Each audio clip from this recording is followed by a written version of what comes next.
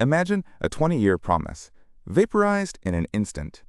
For 2 decades, Volkswagen planned its American future. Then, on July 18, 2025, a 25% tariff on imported cars became a financial shot across the bow. Washington told you this was bringing factories home, that the plan was already working. But behind the scenes, a different story was unfolding. Volkswagen was bleeding, absorbing over 2 billion euros in tariff losses in just a few months. And then, the floor fell out. The company canceled its U.S. factory expansion. 18,000 future jobs, gone. $20 billion in economic activity vanished. These weren't just numbers. There were mortgages and college funds built on a promise. But the real story isn't the money America lost. It's who picked it up. Because that $20 billion didn't disappear. It crossed a border. This wasn't a sudden storm. It was a slow, rising tide. For years, the political air was thick with promises of an American manufacturing renaissance. The core idea was simple: bring the factories home. Reshoring. The White House even declared victory early, claiming back in March of 2025 that their strategy was already working, with companies pledging to IUS expansion. But for a global giant like Volkswagen, spreadsheets tell a different story than press releases. Behind the scenes, a new, brutal reality was taking hold. We can call it the certainty train. It's the slow, grinding cost of not knowing what comes next. For Volkswagen, this wasn't an abstract concept. It was a number. Over 9 months, the German automaker absorbed more than 2.5 billion euros in tariff losses. Think about that. It's a financial bleed rate that makes long-term planning impossible. You can't build a $20 billion factory on a foundation of quicksand. The administration's goal was explicit: force a realignment. They argued the U.S. was effectively subsidizing other nations, with the president citing figures between $100 and $250 billion for Canada alone. Tariffs were the tool designed to stop the bleeding of American industry, but the tool had a kickback. Volkswagen's own CEO issued public warnings. They cautioned that higher duties could make the entire U.S. market financially unviable. These weren't idle threats. First, plans for a second U.S. factory, an Audi plant, were quietly delayed. The official reasons were ongoing tariff costs and uncertain incentives. The warning shot had been fired, but few seemed to notice. The pressure kept mounting. The certainty drain kept siphoning cash and confidence. So how does a grand plan to bring jobs home end up wiping over 18,000 of them off the map before they even exist? To find the answer, you have to look north. This isn't just about one factory. It's about a $20 billion hole that just appeared in the American economy, a ghost ledger of wealth that will never be created. And it's about 18,000 futures, erased. These aren't just numbers on a spreadsheet. That's 18,000 families who won't be buying homes, cars, or saving for college. That's a shockwave that travels from a factory town right to your front door, affecting the stability of your own job, your own investments. This is the price of economic whiplash. A single policy shift can inflict billions in damage. Volkswagen absorbed over 2.1 billion euros in tariff losses before finally pulling the plug. For them, it was a business decision. For the communities left behind, it's a permanent scar. This isn't just a loss, it's a transfer. That investment, those jobs, that future, it had to go somewhere. So if America was suddenly too risky for a global manufacturing giant, who was standing by with open arms to catch the prize? It was supposed to be a fortress. The logic seemed simple: build a wall of tariffs, and companies would be forced to build their factories inside it. In March of 2025, the administration declared victory, claiming the strategy was already working. But while speeches were being made, the ground was already shifting. Just 13 days later, Volkswagen cut a shift at its plant in Chattanooga, Tennessee. It was a small tremor, a warning sign most people missed.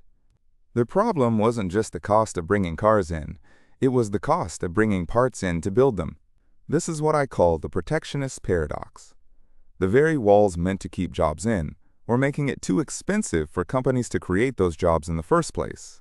You can see it in Volkswagen's own books. The German automaker absorbed over 2.5 billion euros in tariff losses in just 9 months, a staggering cost of doing business.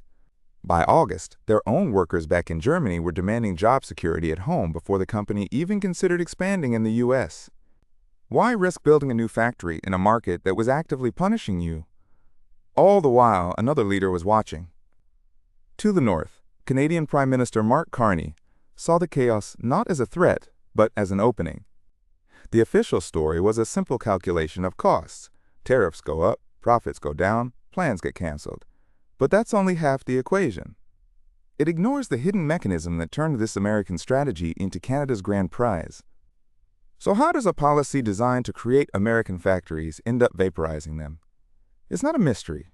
It's a brutal piece of financial machinery I call the profit sieve. Imagine you want a world-class coffee roaster to open a huge facility in your city. Your plan seems smart. Put a massive tax on every cup of coffee imported from outside your borders. That should force him to build locally, right? But here's the fatal flaw. You also tax the raw coffee beans he has to import from Colombia and Ethiopia, the very beans he needs for his existing profitable business. Suddenly, the money he was saving to build your new roasting plant is being eaten alive, day by day, just to keep his current shops open. You haven't built a fortress. You've just turned his pockets inside out. That is precisely the trap Volkswagen drove into. Here's the step-by-step breakdown. First, the tariffs hit. The stated goal was to make importing an Audi so expensive that building one in America became the only logical choice. But second, the reality of a global supply chain kicked in. The Volkswagen Group isn't a single entity. It's a web of parts, capital, and vehicles flowing across oceans. The tariffs hit that entire web. In just 9 months, the company was forced to absorb over 2.5 billion euros in losses. That's not paper money. It's cash that disappeared from their balance sheet. This created the third and final step, a corporate cash crisis. That multi-billion euro hole wasn't a rounding error. It was the seed money. It was the capital investment earmarked for American expansion. While the administration claimed victory, pointing to companies eyeing U.S. expansion, Volkswagen was facing a real-world budget shortfall that threatened to delay new models and halt factory upgrades globally. The choice became simple. Use your capital to pay the new taxes and protect your existing American sales, or go out of business. The money for a new plant was no longer an investment. It was a survival fund. This isn't a political theory. It's simple, unforgiving arithmetic. And when we lay out the numbers, side by side, the decision to cancel wasn't just predictable. It was inevitable. For a worker on the assembly line in Chattanooga, Tennessee, the first sign of trouble wasn't a headline. It was a notice. On March 23, 2025, Volkswagen announced it was cutting a shift. Just like that, paychecks and futures were thrown into uncertainty. This wasn't supposed to happen. The entire point of the new economic wall was to create jobs like these, not eliminate them. So what went wrong? You have to follow the money. And for Volkswagen, the money was flowing out at an astonishing rate. In just 9 months, the company was forced to absorb over 2.5 billion euros in losses directly from the new tariffs. That's not lost profit. That's a direct punishing cost, paid just for the privilege of selling in the American market. Think of it as a constant, low-grade financial hemorrhage. I call it the tariff bleed. It's not a single, dramatic event. It's a slow, steady drain that siphons cash directly from a company's future, and every company, no matter how large, has a breaking point. Imagine you're the CEO. You're watching billions of euros vanish. Your own workers back in Germany are demanding you secure their jobs before you even think about building a new factory overseas. Do you keep pouring money into a market that's actively punishing you, or do you look for solid ground? The choice becomes brutally simple. First, you slow down. The shift cut in Tennessee was the first casualty. It was a tourniquet applied to stop a small part of the bleeding. Then you reevaluate the future. Plans for a second U.S. factory, a new state-of-the-art Audi plant, were quietly put on ice. The risk was too high. The cost was too real. A notice on a bulletin board in Tennessee was the first tremor. The Vaporize plans for a new Audi facility were the aftershock. A single policy decision had turned a 20-year industrial commitment into a bad bet. But this was just the beginning. The political promise was a simple equation. Tax foreign cars and car factories will appear in America. It sounds like perfect, airtight logic. But this thinking ignores a brutal mechanism hidden deep inside every product you own. It's a flaw in the plan so fundamental, it turns the entire strategy inside out. I call it the component trap. It unfolds in 4 fatal steps. Step 1. You're a global automaker. You see the tariff wall, and you make the logical choice. Build the next factory inside the fortress. You scout the land, you commit the capital. So far, so good. Step 2. You start sourcing your parts. And this is the step that changes everything. A modern Audi isn't made from raw American steel. It's a global puzzle. The transmission is engineered in Germany. The semiconductors are fabricated in Taiwan. The wiring harness is assembled in Mexico. Thousands of pieces from hundreds of suppliers, all flowing toward one American assembly line. Step 3. The trap springs. The tariff isn't just on the finished car. It's a cascade of taxes hitting all those individual components as they cross the border. The cost of every screw, every sensor, every piece of glass just went up. The cost to build a car inside America is now artificially inflated by the very policy designed to help. Imagine you're a world-class chef. A new rule says you must build your next kitchen in the United States. Fine. But then the government slaps a massive tax on every imported ingredient you need. The spices, the specialty oils, the exotic fish. The cost of your signature dish explodes. You can't pass that entire cost to your customers. Your profit margin evaporates. So what do? You don't build the kitchen. This is exactly what happened to Volkswagen. The trap wasn't theoretical. The company was bleeding cash, absorbing over 2.5 billion euros in tariff losses in just 9 months. That's a direct drain, a clear signal that building in the US was becoming financially toxic. The entire corporation was soon facing a projected 11 billion euro cash crisis, threatening future models across the globe. Step 4 is the inevitable result. The project is canceled. The factory is never built. The jobs never materialize. While the public sees the tax on a finished car, the corporation sees the 1,000 hidden taxes on its parts. This wasn't an emotional decision. It was arithmetic, a cold, logical calculation where the risk finally outweighed the reward. So what did that math actually look like? How do you calculate the precise tipping point where a 20-year plan becomes a $20 billion ghost? The Chattanooga shift cut was a tremor. The earthquake was still to come. You see, the logic of the trade war assumed that pain was a temporary motivator, a short, sharp shock to force a company's hand. But what if the pain isn't temporary? What if it becomes a permanent part of doing business in America? That's the question executives at Audi were asking. Volkswagen's premium brand had its own American dream, a state-of-the-art factory, a new line of vehicles built for the U.S. market. The blueprints were ready. But the math was broken. The tariffs had become what I call a balance sheet toxin. It's not a one-time fee. It's a poison that seeps into every financial projection, quarter after quarter. For Volkswagen, that poison amounted to a staggering 2.1 billion euro hit in the first phase alone. Another report put the 9-month bleed at over 2.5 billion euros. How do you justify building a new factory when a hostile policy is already siphoning off your profits? You don't. The Audi plant was shelved. This wasn't just a Volkswagen problem. It was a national reversal. While headlines claimed victory, data from the U.S. Census Bureau showed a chilling trend. After hitting a high in 2024, spending on new manufacturing construction was in decline. The lesson wasn't being learned. It was being ignored. The very policy designed to trigger a factory boom was creating a factory desert. And in that desert, an oasis was forming just across the border. Every canceled American plan became a Canadian opportunity. Prime Minister Mark Carney's government didn't need to offer massive subsidies. They just needed to offer one thing America suddenly couldn't: stability. For every CEO looking at the chaos south of the border, Canada became the safe, logical alternative. The river of global investment capital doesn't just stop. It simply changes course. The jobs, the technology, the future that was supposed to be built in America was now flowing north. This isn't just an abstract economic shift.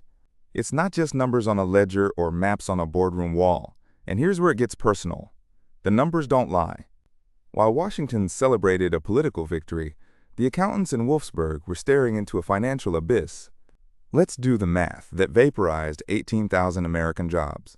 The research is clear. In just 9 months, Volkswagen absorbed over 2.5 billion euros in tariff losses. That's not a one-time fee. It's a continuous grinding cost. I call this the corporate hemorrhage. Break it down. 2.5 billion euros over 270 days. That's more than 9 million euros paid out every single day for the privilege of selling cars in America. Nearly $10 million gone before the sun sets. an amount that could pay the annual salaries of hundreds of American factory workers, vanishing every 24 hours. Now, place that daily bleed against the company's bigger picture. At the same time, Volkswagen was facing a projected €11 billion cash crisis globally, a crisis so severe it threatened to delay new models and freeze factory upgrades worldwide. Do you see the brutal calculation? The tariffs weren't just an expense, they were an accelerant. That €2.5 billion hemorrhage accounted for nearly a quarter of their entire projected cash shortfall. The policy was actively pushing them toward the cliff. The choice became simple: save the company or save a factory that was now mathematically impossible. The daily $10 million fire had to be put out. But that $20 billion of investment capital doesn't just turn to smoke. It had to go somewhere. So if building in America became the worst-case scenario, what were the other options?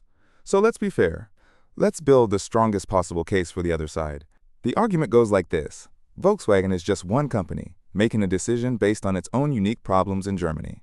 They'll point to a handful of press releases from other firms, promising to explore or consider American expansion. This is the core of their defense, a phenomenon I call the mirage of intent. It's the belief that a CEO's hopeful quote is the same as a steel beam rising from the ground, that the promise of a factory is as good as the factory itself, and for a moment it can look convincing. But you can't pay wages with a press release. While Washington was collecting positive headlines, Volkswagen's accountants were staring at a 9-month loss of over €2.5 billion, purely from tariffs. That's not an opinion.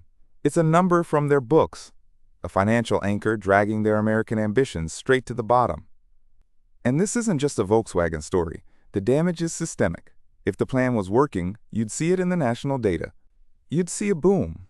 Instead, the U.S. Census Bureau reports that after peaking, manufacturing construction spending in the United States is now declining.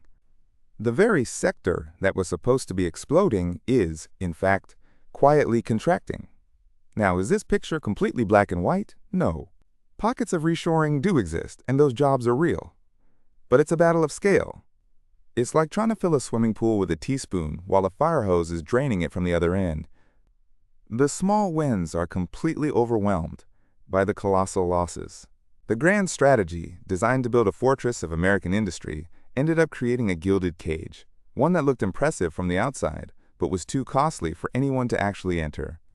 But even if they were right, so where does this road lead? What happens now that the $20 billion promise is gone? We can map two distinct futures. Let's call the first one Scenario A, the quiet contraction. This is the most probable path, maybe a 70% chance. In this future, there's no single explosive collapse. Instead, it's a slow, grinding decline. You see it in the numbers from the U.S. Census Bureau. Manufacturing construction spending has already started to fall. It's a silent retreat of capital. No dramatic headlines, just fewer groundbreaking ceremonies and more quiet factory shift cuts. The American industrial renaissance doesn't die with a bang. It just slowly runs out of fuel, project by project. Then there is Scenario B, the stress test. This is the low-probability, high-impact event I call the capital contagion. It's the risk that keeps CEOs awake at night. Here, Volkswagen's retreat isn't seen as a one-off event. It's seen as a signal. Other foreign automakers see VW absorb over €2.5 billion in tariff losses in just 9 months, and they learn a lesson.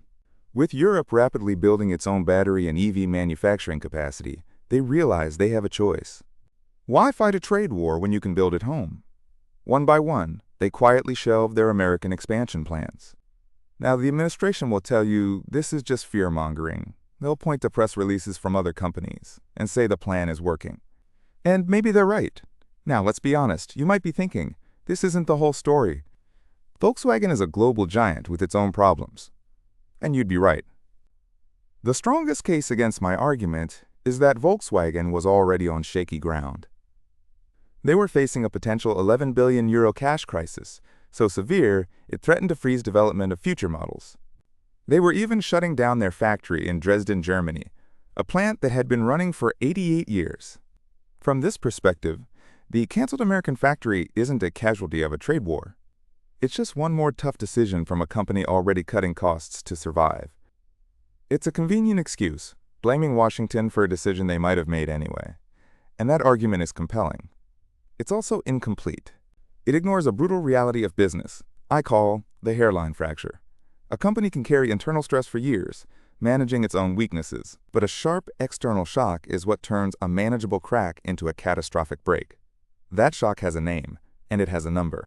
According to their own filings, Volkswagen absorbed over 2.5 billion euros in direct tariff losses in just 9 months. That isn't a German problem. It's not an efficiency problem. It is a new, massive, and unpredictable cost imposed directly on their balance sheet. It's the hammer blow that shattered their American expansion plans. You can weather a storm you see coming. You can't survive a targeted financial assault.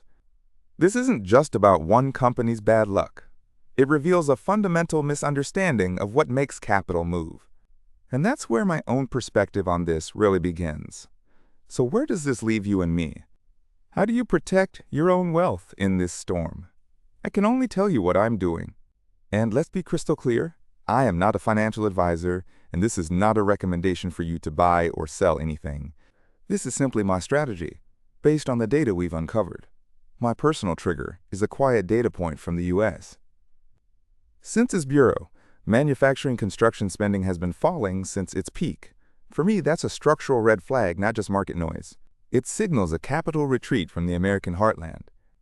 In response, I've initiated what I call a cross-border hedge. It's a small, carefully sized position, no more than 5% of my speculative capital. I'm looking directly at Canadian industrial firms, the very ones being squeezed by these policies. Why? Because pressure creates diamonds. These companies are now aggressively seeking new trade partners beyond the U.S., building a more resilient, diversified foundation for the future. It's a bet on adaptation. This isn't a blind gamble. It's a calculated position based on the idea that the current chaos is unsustainable. But that raises the most important question of all. What happens when the pendulum swings back? Because after every fire, there are green shoots. And a very specific type of American company is quietly getting ready for the rally of a lifetime. This wasn't just the story of one company. It was a brutal lesson in economic gravity. A policy designed to build a fortress ended up creating a cage, costing Volkswagen over 2.1 billion euros in tariff losses. While headlines celebrated political wins, the real ledger showed a national manufacturing slowdown. The question you have to ask is, where did that $20 billion in potential wealth actually go? Because it didn't just vanish.